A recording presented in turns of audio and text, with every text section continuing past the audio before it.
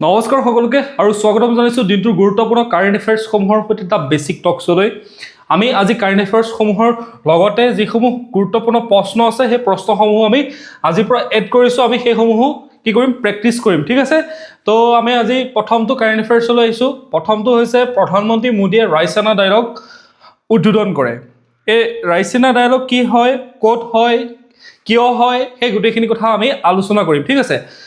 ইয়াতে চাওক, খবৰটো হৈছে যে 5 মাৰ্চত প্ৰধানমন্ত্ৰী নৰেন্দ্ৰ মোদীয়ে নতুন দিল্লীত ৰাইচিনা ডায়লগৰ 11তম সংস্কৰণ উদ্বোধন কৰে। অৰ্থাৎ এইটো ৰাইচিনা ডায়লগৰ কিমানতম সংস্কৰণ, এইটো হৈছে 11তম সংস্কৰণ। এই কাৰ্যসূচী 5 মাৰ্চৰ পৰা 7 মাৰ্চলৈকে, অৰ্থাৎ দুদিন, আজি কালিৰ পৰা চলিছে 7 মাৰ্চলৈকে এই দুদিন চলিব, ঠিক আছে। আৰু এই ৰাইচিনা ডায়লগৰ প্ৰথম উদ্বোধন কোনে কৰে? ফিনলেণ্ডৰ ৰাষ্ট্ৰপতি ডক্টৰ আলেকজেণ্ডাৰ ষ্টাবে এই সন্মিলনত মুখ্য অতিথি হিচাপে অংশগ্ৰহণ কৰে, ঠিক আছে। উদ্বোধন আমাৰ প্ৰধানমন্ত্ৰী নৰেন্দ্ৰ মোদীয়ে কৰে, কিন্তু মুখ্য অতিথি হিচাপে কোন উপস্থিত থাকে? ফিনলেণ্ডৰ ৰাষ্ট্ৰপতি, যাৰ নাম হৈছে আলেকজেণ্ডাৰ ষ্টাব। আৰু এই আলেকজেণ্ডাৰ ষ্টাবে এই ৰাইচিনা ডায়লগৰ মুখ্য অতিথি হিচাপে অংশগ্ৰহণ কৰে। 2026 চনৰ ৰাইচিনা ডায়লগৰ মুখ্য যিটো থিম হয়, এটা থিম থাকে, সেই থিমটো কি হয়? সেই থিমটো হৈছে সংস্কাৰ, ক্লেইম, এডজাষ্টমেণ্ট এণ্ড প্ৰগ্ৰেছ। মনত ৰাখিব, এইটো বহুত ইম্পৰ্টেণ্ট হয়, এক্সামত আহিব। সংস্কাৰ, ক্লেইম, এডজাষ্টমেণ্ট এণ্ড প্ৰগ্ৰেছ, ঠিক আছে। এইটো হৈছে ৰাইচিনা ডায়লগৰ আপোনাৰ থিম বুলি ক'ব পাৰে। তাৰপিছতে আমি এতিয়া জানিলোঁ ৰাইচিনা ডায়লগ কি হয়। ৰাইচিনা ডায়লগ হ'ল ভাৰতৰ ভূ ৰাজনীতি অৰ্থাৎ জিঅ' পলিটিক্স আৰু ভূ অৰ্থনীতিৰ বিষয়ক আটাইতকৈ গুৰুত্বপূৰ্ণ এখন বাৰ্ষিক সন্মিলন। অৰ্থাৎ ইয়াৰ পৰা আমি বুজি পালোঁ যে ই জিঅ' পলিটিক্স আৰু জিঅ' ইকনমিক্সৰ কাৰণে এখন অতি গুৰুত্বপূৰ্ণ সন্মিলন, আৰু যিখন সন্মিলন প্ৰতি বছৰে অনুষ্ঠিত হয়। ই কি হয়? ই এটা আন্তঃৰাষ্ট্ৰীয় মঞ্চ। ই এটা বুলি কোৱাতকৈ আমি এখন বুলি ক'লে বেছি ভাল লাগিব, হয়নে নাই? তো ইয়াতে এটা বুলি মই ভুলতে লিখি পালোঁ চাগে।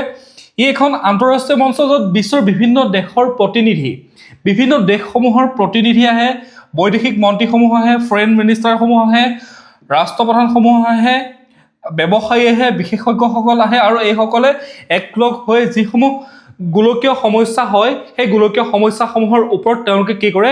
ডিছকাশ্যন কৰে। জলবায়ু পৰিৱৰ্তনৰ সমস্যাই হওক, বিভিন্ন ধৰণৰ সমস্যা, এতিয়া যুদ্ধ হৈ আছে, যুদ্ধৰ সমস্যা, বিভিন্ন ধৰণৰ অৰ্থনৈতিক সমস্যা, এইসমূহ তেওঁলোকে কি কৰে? তাৰ ওপৰত তেওঁলোকে আলোচনা কৰে। ই কেতিয়া আৰু ক'ত আৰম্ভ হৈছিল? ই 2016 চনত পোনপ্ৰথমবাৰৰ বাবে আমাৰ ভাৰতবৰ্ষত আৰম্ভ হৈছিল। আৰু ক'ত আৰম্ভ হৈছিল? নতুন দিল্লীত, ঠিক আছে। প্ৰতি বছৰে এই অনুষ্ঠানটো ক'ত অনুষ্ঠিত হয়? নতুন দিল্লীতে অনুষ্ঠিত হয়। তাৰপিছতে এতিয়া নামটোৰ আঁৰৰ ৰহস্যটো আমি জানি লওঁ। ৰাইচিনা ডায়লগ বুলি কোৱা হয়, কিয় কোৱা হয়? ৰাইচিনা ডায়লগ বুলি এইকাৰণে কোৱা হয় যে দিল্লীত, এখন নতুন দিল্লীত এটা পাহাৰ আছে, ৰাইচিনা হিল, আৰু এই ৰাইচিনা হিল নামেৰেই ভাৰত চৰকাৰৰ মুখ্য কাৰ্যালয় যিটো পাহাৰীয়া অঞ্চলত অৱস্থিত, তাক ৰাইচিনা হিলছ বুলি কোৱা হয়। আৰু সেই ৰাইচিনা হিলছ বুলি কোৱাৰ কাৰণে সেই সন্মিলনৰ নাম কি বুলি কোৱা হৈছে? ৰাইচিনা ডায়লগ বুলি কোৱা হৈছে, ঠিক আছে, ৰাইচিনা হিলছ। আৰু কোনে আয়োজন কৰে? এই সন্মিলনখন যুটীয়াভাৱে আয়োজন কৰে ভাৰতৰ বৈদেশিক পৰিক্ৰমা মন্ত্ৰালয়, অৰ্থাৎ মিনিষ্ট্ৰী অফ এক্সটাৰ্নেল এফেয়াৰ্ছে আৰু অবজাৰ্ভাৰ ৰিচাৰ্চ ফাউণ্ডেশ্যনে দুইটা মানে সংস্থাই কি কৰে? তেওঁলোকে যুটীয়াভাৱে এই অনুষ্ঠানটোৰ আয়োজন কৰে। এইটো হৈছে আমাৰ ভাৰতৰ বৈদেশিক পৰিক্ৰমা মন্ত্ৰালয়, আমাৰ মিনিষ্ট্ৰী হয় এক্সটাৰ্নেল এফেয়াৰ্ছৰ, আৰু আনটো হৈছে অবজাৰ্ভাৰ অফ ৰিচাৰ্চ ফাউণ্ডেশ্যন, ঠিক আছে। এই দুটাই একেলগে কি কৰে? এই সন্মিলনখন অনুষ্ঠিত হয়। ইয়াৰ মুখ্য উদ্দেশ্য কি? বিশ্বত বৰ্তমান কঠিন প্ৰত্যাহ্বানবোৰ যেনে যুদ্ধ, জলবায়ু পৰিৱৰ্তন, চাইবাৰ সুৰক্ষা আদিৰ ওপৰত তেওঁলোকে কি কৰে? কথা পাতে, ঠিক আছে। এইখিনি মই আপোনালোকক অলৰেডি বুজাই আহিছোঁ। তো ৰাইচিনা ডায়লগ কি হয়, কেতিয়া অনুষ্ঠিত হৈছে, কিমানতম সংস্কৰণ, ইয়াৰ থিম কি হয়, এইখিনি আপোনালোকে গম পালে। এতিয়া আমি আহিছোঁ নেক্সট কাৰেণ্ট এফেয়াৰ্ছলৈ। আমেৰিকাৰ দ্বাৰা ইৰাণৰ যুদ্ধ জাহাজ ধ্বংস। অৰ্থাৎ আমাৰ চুবুৰীয়া দেশ শ্ৰীলংকাৰ কাষতে কি কৰে? এখন আমেৰিকাই ইৰাণৰ এখন যুদ্ধ জাহাজ ধ্বংস কৰে। আৰু এই যুদ্ধ জাহাজখনৰ নাম কি হয় আৰু ক'ত ধ্বংস কৰে, আৰু ই পৰীক্ষাৰ বাবে ইয়াৰ পৰা আমি জানিবলগীয়া কি কথা আছে, আমি সেই মূল কথাকেইটা আমি জানি লওঁ। শ্ৰীলংকা উপকূলৰ ওচৰত আমেৰিকাৰ ছাবমেৰিনৰ আক্ৰমণ, ইৰাণৰ যুদ্ধ জাহাজখনৰ নাম হৈছে IRIS ডেনা। IRIS ডেনাক কি কৰা হয়? ধ্বংস কৰা হয়। শ্ৰীলংকাৰ গালে গেল চহৰ বা গালে চহৰৰ পৰা প্ৰায় 40 কিলোমিটাৰ 40 নটিকেল মাইল দূৰত এই জাহাজখন আছিলে, তাতে ধ্বংস কৰা হয়। প্ৰসংগ হৈছে জাহাজখন কিয় আহিছিলে, ভাৰতৰ বিশাখাপট্টনমত অনুষ্ঠিত মিলন 2026 ভাৰতীয় অৰ্থাৎ ইণ্ডিয়ান নেভিৰ আমাৰ যি নৌসেনা আছে, নৌসেনাৰ যি মিলন অনুষ্ঠানত অনুশীলন কৰিবৰ কাৰণে আহিছিলে এই জাহাজখন। আৰু তাৰ পৰা যেতিয়া উভতি যাওঁতে এই ঘটনাটো ঘটে। 87জন লোক নিহত হয়, 60জন এতিয়াও নিৰুদ্দেশ হৈ আছে। মিলন কি হয়? মিলন হৈছে ভাৰতীয় নৌসেনাই আয়োজন কৰা এটা বহুপাক্ষিক অৰ্থাৎ মাল্টিলেটাৰেল কি হয় নৌ অনুশীলন হয়, ঠিক আছে। বিভিন্ন দেশৰ সেনাসমূহে কি কৰে, সময়ে সময়ে তেওঁলোকে অনুশীলন কৰে, তেওঁলোকে যুদ্ধৰ মানে অনুশীলন কৰি থাকে। আৰু সেই অনুশীলনৰ এটা নাম আমাৰ ভাৰতবৰ্ষত অনুষ্ঠিত হোৱা এইটো কি হৈছে, এইটো নাম হৈছে মিলন। ইম্পৰ্টেণ্ট হয়, মনত ৰাখিব। 2026 চনত কোনখন চহৰত মানে কোনখন ঠাইত হৈছিলে, বিশাখাপট্টনমত হৈছিলে, ঠিক আছে। ইৰাণৰ মৌজ ক্লাছ ফ্ৰিগেট হয়, IRS ডেনাখন কি হয়, ইৰাণৰ মৌজ ক্লাছ ফ্ৰিগেট হয়। ই সম্পূৰ্ণৰূপে ইৰাণত নিৰ্মিত যুদ্ধ জাহাজ। ভূ ৰাজনৈতিক পৰিস্থিতি যদি চাওঁ, আমেৰিকা আৰু ইৰাণৰ মাজত আমেৰিকা, ইৰাণ আৰু ইজৰাইলৰ মাজত তীব্ৰ মানে আক্ৰমণ প্ৰত্যাক্ৰমণ চলি আছে। তাৰ ফলত তাতে ইৰাণৰ যোনজন শীৰ্ষ নেতা আছিলে আয়াতুল্লাহ আলী খামনে নিহত, তেওঁক হত্যা কৰা হৈছিলে। তাৰ পাছত আৰু তাৰ পৰিণতিতে এই জাহাজখন ধ্বংস কৰা হয়। ভাৰতৰ ওপৰত প্ৰভাৱ, ষ্ট্ৰেইট অফ হৰমুজ প্ৰণালী অৰ্থাৎ পাৰস্য সাগৰ গাল্ফ অফ ওমান আৰু আমাৰ আৰবিয়ান চিক সংযোগ কৰা যিটো সৰু সংকীৰ্ণ পথ আছে, সেই সংকীৰ্ণ পথটোৰ নাম হৈছে ষ্ট্ৰেইট অফ হৰমুজ, ঠিক আছে। এইফালে পাৰস্য সাগৰ আছে, এইফালে গাল্ফ অফ ওমান আছে, আৰু এইফালে আমাৰ আৰৱ সাগৰ আছে। আৰু ইয়াক সংযোগ কৰা যিটো সংকীৰ্ণ সাগৰৰ নদী প্ৰণালী, নদী পথ, সেইটোৱে হৈছে ষ্ট্ৰেইট অফ হৰমুজ।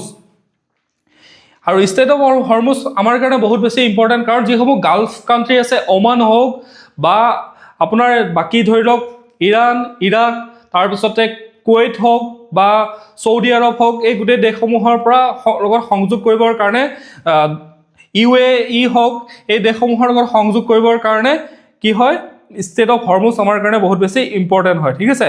তাতে এটা আছে ফ'ৰ্চ মেজাৰ। পেট্ৰনেট LNGয়ে কাটাৰ এনাৰ্জিৰ সৈতে হোৱা চুক্তিত এই ক্লজ ব্যৱহাৰ কৰিছিল। ইয়াৰ অৰ্থ হ'ল যুদ্ধ বা দুৰ্যোগৰ দৰে অপ্ৰত্যাশিত পৰিস্থিতিত চুক্তিৰ বাধ্যবাধকতাৰ পৰা ৰেহাই পোৱা, ঠিক আছে। অৰ্থনৈতিক প্ৰভাৱ, খাৰুৱা তেলৰ পৰিবহণ মাচুল বৃদ্ধি হ'ব পাৰে যদি ষ্ট্ৰেইট অফ হৰমুজ বন্ধ কৰি দিয়ে, আৰু এতিয়া বন্ধ কৰিয়ে দিছে ইৰাণে। নেক্সট কাৰেণ্ট এফেয়াৰ্ছটো হৈছে যে আমাৰ ভাৰত আৰু ফিনলেণ্ডৰ দ্বিপাক্ষিক সহযোগিতা হৈছে, কাৰণ ফিনলেণ্ডৰ যিজন ৰাষ্ট্ৰপতি আছে আলেকজেণ্ডাৰ ষ্টাবে ৰাইচিনা ডায়লগতো অংশগ্ৰহণ কৰিছে, তেওঁ মুখ্য অতিথি হিচাপে আহিছে। তো আলেকজেণ্ডাৰ ষ্টাবৰ মাজত দ্বিপাক্ষিক চুক্তি হয়, আৰু এই দ্বিপাক্ষিক চুক্তিত মূল লক্ষ্যসমূহ কি? এটা হৈছে প্ৰযুক্তি, টেকন'লজি, শিক্ষা অৰ্থাৎ এডুকেশ্যন, স্থায়িত্ব, ছাষ্টেইনেবিলিটি, আৰু বাণিজ্য আৰু বিনিয়োগ। এই 4টা মূল টপিকৰ ওপৰত কি কৰা হয়, আলোচনা কৰা হয়। ক্ষমা কৰিব, আৰু এটা আছে 5 ইন'ভেশ্যন, ঠিক আছে, নতুন গৱেষণা আৰু ষ্টাৰ্টআপৰ ক্ষেত্ৰত। এই টোটেল 5টা বিষয়ৰ ওপৰত তেওঁলোকৰ আমাৰ ভাৰত আৰু ফিনলেণ্ডৰ মাজত কি হয়, এইসমূহ বিষয়ৰ ওপৰত বুজাবুজিৰ চুক্তি হৈছে। অৰ্থনৈতিক আৰু বাণিজ্যিক তথ্য, বাৰ্ষিক বাণিজ্য ভাৰত আৰু ফিনলেণ্ডৰ মাজত $1.3 বিলিয়ন বাণিজ্য হয়। প্ৰতি বছৰে $1.3 বিলিয়ন কি হয়, ভাৰত আৰু ফিনলেণ্ডৰ মাজত বাণিজ্য হয়। ভাৰত আৰু ফিনলেণ্ডৰ কোম্পানী 100তকৈ অধিক কোম্পানী ফিনলেণ্ডৰ কোম্পানী আমাৰ ভাৰতত ব্যৱসায় কৰি আছে, আৰু আমাৰ ভাৰতৰ বহু কোম্পানী ধৰি লওক TCS, ইনফোচিছ, উইপ্ৰো, এইবিলাক আমাৰ কোম্পানী গৈ ফিনলেণ্ডত ব্যৱসায় কৰি আছে, ঠিক আছে। তো ফিনলেণ্ডখন ক'ত আছে? ফিনলেণ্ডখন এখন উত্তৰ ইউৰোপৰ নৰ্ডিক দেশ হয়। ফিনলেণ্ডৰ ৰাজধানী কি হয়? হেলচিংকি, ঠিক আছে। হেলচিংকি হয় ফিনলেণ্ডৰ ৰাজধানী। প্ৰাসংগিকতা, ভাৰত আৰু ফিনলেণ্ডৰ নৰ্ডিক অঞ্চল এক গুৰুত্বপূৰ্ণ অংশীদাৰ যিয়ে হাইটেক প্ৰযুক্তি আৰু বহনক্ষম উন্নয়নত সহায় কৰিব পাৰে, ঠিক আছে। এইকেইটা আছিলে মূল কাৰেণ্ট এফেয়াৰ্ছ। আমি আহিছোঁ এতিয়া প্ৰশ্নসমূহৰ মাজলৈ, ঠিক আছে। তলৰ কোনবোৰ, যিহেতু খাৰুৱা তেলৰ ওপৰত এইকেইদিন পুৰা নিউজ চলি আছে, সেইকাৰণে প্ৰথম প্ৰশ্নটো হৈছে খাৰুৱা তেলৰ ওপৰত। তলৰ কোনবোৰ উদ্যোগৰ বাবে খাৰুৱা তেল অৰ্থাৎ ক্ৰুড অইল কেঁচামাল আৰু ইন্ধন হিচাপে ব্যৱহাৰ কৰা হয়? অপশ্যন দিছে যে ৰং, এটা হৈছে ৰং, আনটো হৈছে মটৰ গাড়ীৰ কাৰণে, প্ৰসাধন সামগ্ৰীৰ কাৰণে, আৰু ৰাসায়নিক দ্ৰব্য প্ৰস্তুত কৰিবৰ কাৰণে। ইয়াৰ ভিতৰত অপশ্যন এ দিছে, অপশ্যন বি দিছে, অপশ্যন চি দিছে, অপশ্যন ডি দিছে। আমি যদি চাওঁ তেতিয়াহ'লে দেখা পাওঁ যে খাৰুৱা তেল ইয়াত যিকেইটা অপশ্যন দিছে সেই গোটেইকেইটা অপশ্যনৰ কাৰণে খাৰুৱা তেলক ব্যৱহাৰ কৰা হয়। বিভিন্ন ধৰণৰ ৰিফাইনিং প্ৰক্ৰিয়াৰ মাজেৰে হয়তো খাৰুৱা তেল গৈ পেলাই কেতিয়াবা ৰং প্ৰস্তুত হৈছেগৈ, কেতিয়াবা প্ৰসাধন মানে মুখত ঘঁহা যিসমূহ আপোনাৰ কি বুলি কয় প্ৰসাধন সামগ্ৰী কছমেটিক্স প্ৰডাক্ট তৈয়াৰ হৈছে, কেতিয়াবা ৰাসায়নিক দ্ৰব্য প্ৰস্তুত হৈছে, কেতিয়াবা ফুৱেল প্ৰস্তুত হৈছে। ইয়াতে চাওক bitumen, lubricating oil, fuel oil, diesel, paraffin, naphthene, তাৰপিছত গেছলিন, পেট্ৰলিয়াম গেছ, এইসমূহ বিভিন্ন প্ৰক্ৰিয়াৰ মাজেৰে ষ্টেপ বাই ষ্টেপ এটা এটাকৈ তৈয়াৰ কৰা হয়। তাৰ কাৰণে অপশ্যন নম্বৰ ডিটো হৈছে একদম শুদ্ধ উত্তৰ। ঠিক আছে, নেক্সট প্ৰশ্নটোত আহিছোঁ। বেংকসমূহে নিজা ব্যৱসায়ৰ অৰ্থাৎ প্ৰপ্ৰিয়েটৰী ট্ৰেডিঙৰ বাবে গেৰাণ্টি প্ৰদান কৰিব পাৰে যদিহে ই তলত দিয়া সমূহৰ দ্বাৰা সুৰক্ষিত হয়। অপশ্যন দিছে নগদ ধন, চৰকাৰী প্ৰতিভূতি, তাৰপিছতে ভূমি সম্পত্তি আৰু কৰ্পৰেট শ্বেয়াৰ। এতিয়া বেংকসমূহে নিজে ব্যৱসায়ৰ অৰ্থাৎ প্ৰপ্ৰিয়েটৰী ট্ৰেডিং হৈছে, চাওক বেংকে নিজে বেংকটোৰ নিজৰ লাভৰ বাবে, নিজৰ মুনাফাৰ বাবে তেওঁলোকে কি কৰিব বিচাৰে, ট্ৰেডিং কৰিব বিচাৰে, ব্যৱসায় কৰিব বিচাৰে। হয়তো তেওঁলোকে শ্বেয়াৰ বজাৰত কিবা শ্বেয়াৰ কিনিব বিচাৰে বা অন্য তেওঁলোকে কি কৰিব বিচাৰে, ব্যৱসায় কৰিব বিচাৰে। তাৰ বাবে গেৰাণ্টি দিবৰ কাৰণে কোনকেইটা বস্তু দ্বাৰা বেংকসমূহ সুৰক্ষিত হয়। এতিয়া বেংকে যদি গেৰাণ্টি দিব বিচাৰে তাৰ কাৰণে বেংকটোৱে কি বস্তু দিলে বেংকটো সুৰক্ষিত হ'ব সুধিছে। এটা হৈছে নগদ ধন, চৰকাৰী প্ৰতিভূতি। আমি যদি চাওঁ ইয়াৰ ভিতৰত দুটা অপশ্যন হৈছে, এটা হৈছে ভূমি সম্পত্তি, লেণ্ড হোল্ডিংছ আৰু কৰ্পৰেট শ্বেয়াৰ।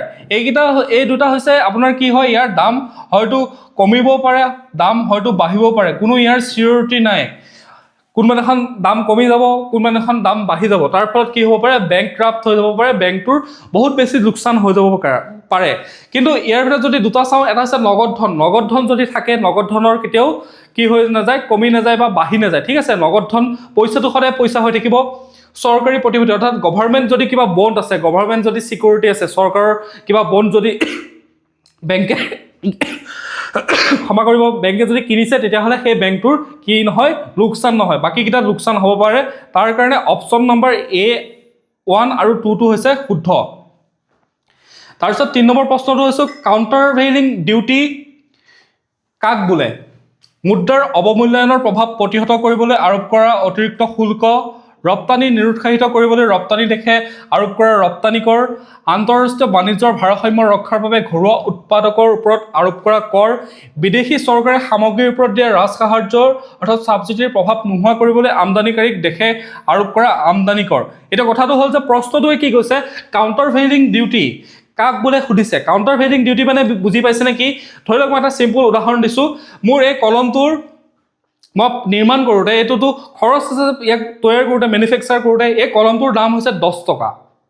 মই যদি কলমটো বনাওঁ তেতিয়াহ'লে মোৰ 10 টকা খৰচ হয়।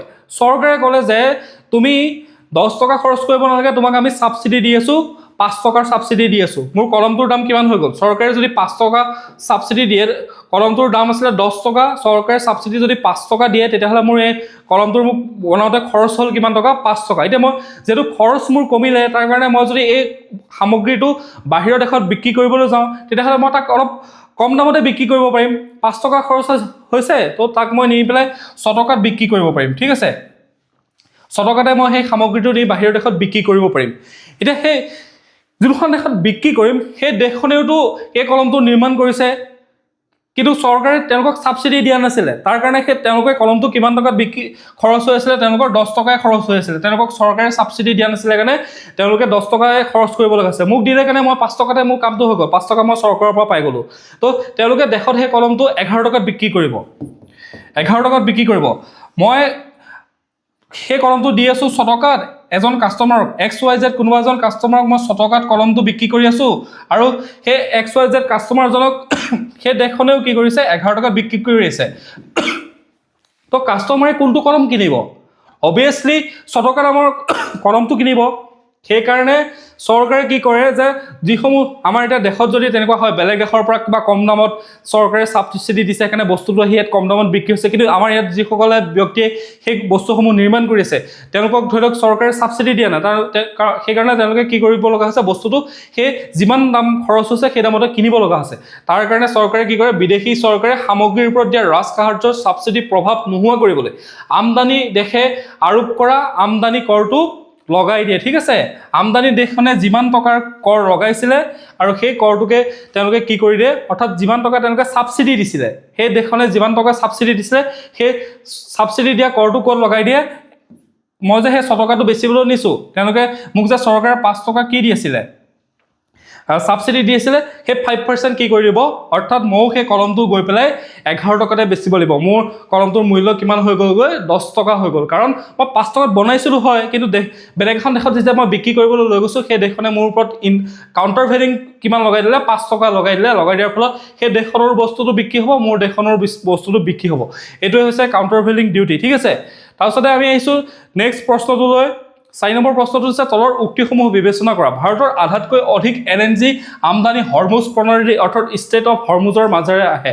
যি এলএনজি আমাৰ আহে ঠিক আছে খাৰুৱা তেলৰ দৰে ভাৰতৰ এলপিজি কৌশলগত মজুত অৰ্থাৎ ষ্ট্ৰেটেজিক ৰিজাৰ্ভ আছে যেনে ধৰণে আমাৰ খাৰুৱা তেলৰ ৰিজাৰ্ভ আছে এলএনজি বা এলপিজিৰ আছে নেকি সুধিছে তো ইয়াৰ ভিতৰত শুদ্ধ উত্তৰ কোনটো সুধিছে অপচন নম্বৰ 1 টো যদি আমি চাওঁ তেতিয়াহ'লে দেখা পাম যে ভাৰতৰ আধাতকৈ অধিক এলএনজি ক'ৰ পৰা আহে হৰমুজ প্ৰণালীৰ ফালেদি আহে যি ইৰাণ আৰু ওমানৰ মাজত থকা ষ্ট্ৰেট অফ হৰমুজ আছে সেইফালেদি আমাৰ আধাতকৈ বেছি কি আহে এলএনজি আহে কিন্তু আমাৰ দেশত এলপিজি ষ্ট্ৰেটেজিক ৰিজাৰ্ভ নাই আমাৰ দেশত খাৰুৱা তেলৰ ৰিজাৰ্ভ আছে আপোনাৰ সাউথৰ ফালে অন্ধ্ৰপ্ৰদেশ বা সেইসমূহ সাউথৰ যিসমূহ ৰাজ্য আছে সেই ৰাজ্যসমূহত আছে ৰিজাৰ্ভ খাৰুৱা তেলৰ ষ্ট্ৰেটেজিক ৰিজাৰ্ভ কিন্তু এলপিজি খাৰুৱা মানে ষ্ট্ৰেটেজিক ৰিজাৰ্ভ নাই তাৰ কাৰণে ইয়াৰ ভিতৰত শুদ্ধ উত্তৰটো কি হ'ব অপচন নম্বৰ এ টো হ'ব শুদ্ধ উত্তৰ কাৰণ একটোৱে হৈছে